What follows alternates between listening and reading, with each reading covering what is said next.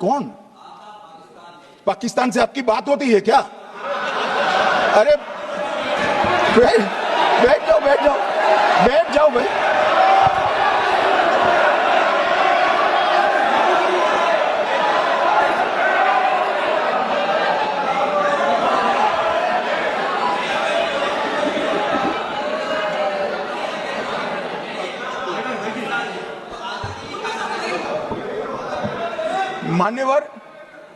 मान्यवर मैं बताता हूं कैसे इनके आका मारे गए, वो भी नाम के साथ बताता हूं, जगह के साथ बताता हूं, घंटे मिनट और सेकंड के साथ बताता हूं। मान्यवर मैं तो अपेक्षा करता था कि जब एक सूचना सुनेंगे पक्ष विपक्ष में खुशी की लहर दौड़ जाएगी, मगर ये स्याही पड़ गई इनके चेहरे। ये क्या है मान्यवर, किस तरह की पॉलिटिक्स? भाई आतंकवादी मारे गए, आपको इसका भी आनंद नहीं है?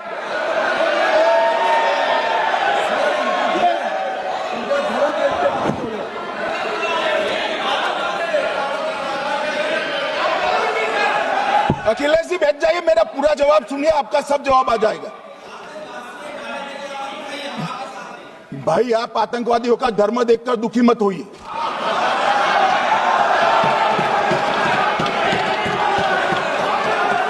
अखिलेश बैठ जाइए यार।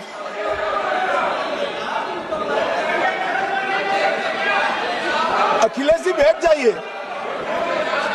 मान्यवर किसी को संशय रखने की जरूरत नहीं है, बैलिस्टिक रिपोर्ट मेरे पास है, मेरे हाथ में है, और 6 वैज्ञानिकों ने इसको क्रॉस चेक किया है। सुबह 4:46 पर फोन पर मुझे 6 ने वीडियो फोन पर कहा है कि 100% वही गोलियां हैं जो वहां चलाई।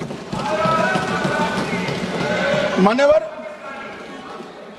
ये हमारे देश की सेना, सीआरपीएफ और जम्मू कश्मीर पुलिस, ये तीनों का एक साझा बहुत बड़ा कामयाबी है, जिस पर 140 करोड़ को नाज होना चाहिए, देश की जनता को नाज। मान्यवर मैं तो गया था वहां पर जब ये घटना हुई, दूसरे दिन इनके परिजनों को मिला था। 6 दिन की शादी वाली बच्ची विधवा होकर मेरे सामने खड़ी थी। आज तक मैं वो दृश्य नहीं भूल सकता। मगर आज सारे परिजनों को मैं कहना चाहता हूं कि मोदी जी ने ऑपरेशन सिंदूर से भेजने वालों को भी मारा, और हमारे सुरक्षा बलों ने जिनको भेजा था उनको भी मारा, और एक ऐसा सबक सिखाया है कि आने वाले कई दिनों तक कोई ऐसी हिम्मत नहीं कर पाएगा। मान्यवर मैं थोड़ा एनआईए की जांच के बारे में भी बताना चाहूंगा।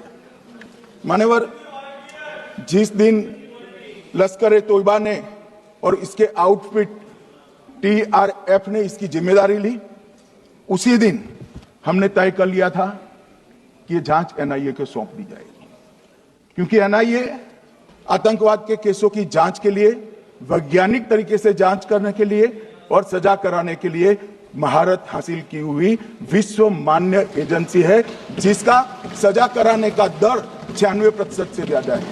मान्यवर हमने तुरंत ही इसकी जांच एनआईए को दे दी। हमने पूरी व्यवस्था की, सेना, बीएसएफ, सीआरपीएफ और जम्मू कश्मीर पुलिस ने, कि ये लोग देश छोड़कर भाग न जाए। और मान्यवर इसकी जांच की शुरुआत हुई। एक थकाने वाली बहुत लंबी जांच हुई है। जांच के दौरान मृतक के परिजन जो साथ में थे, उनको सभी को चर्चा किए गया। पर्यटकों, खच्चर वालों, पोनी वालों, फोटोग्राफर, कर्मचारियों, विभिन्न दुकान में काम करने वाले लोगों, कुल मिलाकर 1055 लोगों की लंबी 3000 घंटे से ज्यादा पूछताछ इंफॉर्मेशन के लिए की गई, और इस सबको वीडियो पर रिकॉर्ड कर दिया गया। और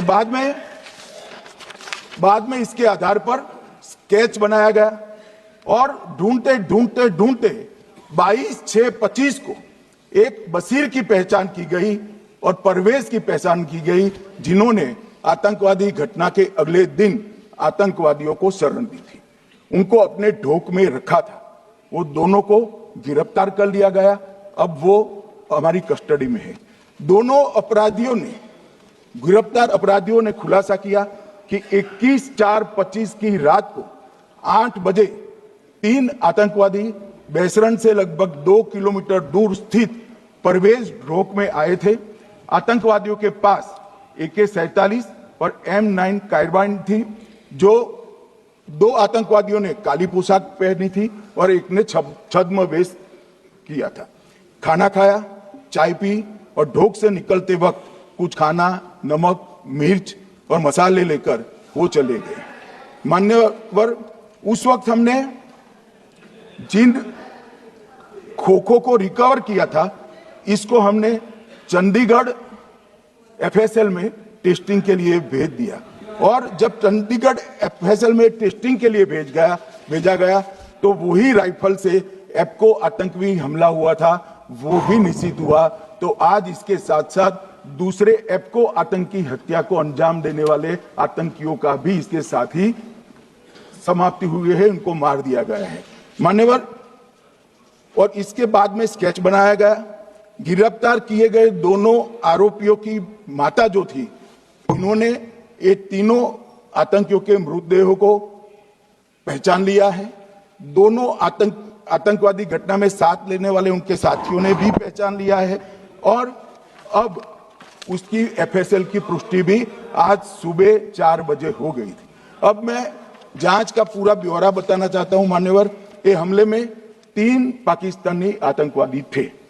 हमले में 2 AK-47 और 1 M9 कार्बाइन का प्रयोग किया गया था और अब जो पकड़े गए हैं, इसके सुलेमान के कारण एप्को का मामला भी आज रिजॉल्व हो रहा है और आतंकवादियों को पनाह देने वाले 2 स्थानीय लोगों को भी इस केस में पकड़ लिया गया है।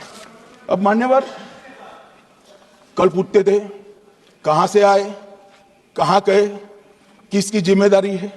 भाई, जिम्मेदारी हमारी ही है, हम सरकार में हैं, हमारी ही जिम्मेदारी। मगर मैं पूछता हूं, जब आप सरकार में थे तब क्या क्या हुआ था, इसकी जिम्मेदारी किसकी थी और क्यों निर्वहन नहीं किया, वो भी बाद में पूछूंगा, जरा धीरज से सुनना। मगर मान्यवर, मुझे एक बड़ा दुख हुआ। कल इस देश के पूर्व गृह मंत्री चिदंबरम जी ने सवाल उठाया कि क्या प्रूफ है कि ये आतंकवादी पाकिस्तान से आए। और मान्यवर, कब उठाया? जब संसद में चर्चा होने वाली थी। क्या कहना चाहते हैं चिदंबरम साहब? किसको बताना चाहते हैं? पाकिस्तान को बचाकर आपको क्या मिलेगा? वो ये कह रहे हैं कि और क्या है, मत जवाब दो।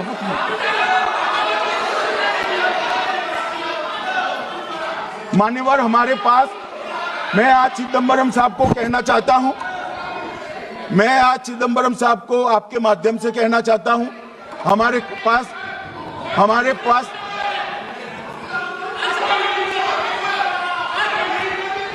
मान्यवर, हमारे पास प्रूफ है, वो भी मैं सदन के सामने रखना चाहता हूं कि तीनों पाकिस्तानी थे। 3 में से 2 के पाकिस्तान के वोटर नंबर भी आज हमारे पास उपलब्ध है। मान्यवर, ये राइफलें हैं, ये राइफलें भी हमारे पास उपलब्ध है। इनके पास से जो चॉकलेटें मिली हैं, वो चॉकलेटें ढोक में से मिली, वो भी पाकिस्तान की बनाई हुई चॉकलेट है। मान्यवर, ये कहते हैं कि पाकिस्तानी नहीं थे, इसका मतलब पूरी दुनिया के सामने इस देश का एक पूर्व गृह मंत्री पाकिस्तान को क्लीन चिट दे रहा है। और मान्यवर, वो पाकिस्तानी आतंकवादी नहीं थे ऐसा बोलकर श्री चिदंबरम, अगर पाकिस्तानी आतंकवादी नहीं थे तो पाकिस्तान पर हमला क्यों किया, वो भी सवाल खड़ा कर रहे हैं। मान्यवर, आज पूरी दुनिया में हमारे संसद सदस्य गए थे, स्वीकारा था कि हमला पाकिस्तान ने किया है। और इस देश का गृह मंत्री जो कांग्रेस पार्टी से आता है, वो कहता है कि क्या सबूत है। अरे, मुझसे मांगते हैं, मैं दे देता, टीवी से मांगते हैं, पूरी दुनिया के सामने उजागर करते हैं, सब सुबह खड़ा करते हैं। पाकिस्तान को बचाने का इनका ये षड्यंत्र आज 130 करोड़ लोग जान रहे हैं। बच नहीं पाओगे आप लोग, बच नहीं पाओगे।